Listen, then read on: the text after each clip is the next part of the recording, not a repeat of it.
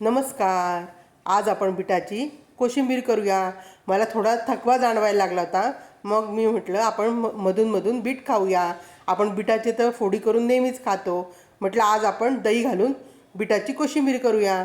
मी बीटाचं मागचं पुढचं देठ काढून त्याला छान किसून घेतलं आणि तो किस वाडग्यात काढून घेतला. त्यात मस्तपैकी साखर घातली, मीठ घातलं आणि दही घातलं. ते छान सगळं कालवून घेतलं. आता आपल्याला त्याच्यावरती फोडणी ओतायची आहे.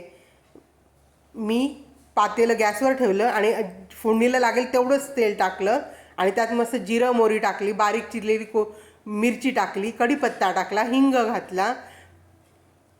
कोशिंबिरीला फोडणी द्यायची म्हणजे थोडासा हिंग जास्तच टाकायचा असतो, त्याच्याने कोशिंबिरीला स्वाद येतो. ती मस्त चुरचुरीत फोडणी कोशिंबिरीवर ओतून घेतली आणि आता आपल्याला त्याच्यावरती कोथिंबीर टाकायची आहे. कोथिंबीर ही धुवूनच चिरायची, तशी चिरायची नाही.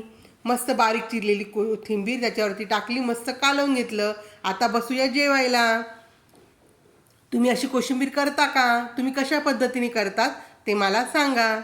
आणि तुम्हाला पण असा थकवा जाणवत असला तर तुम्ही पण बीट खात जा.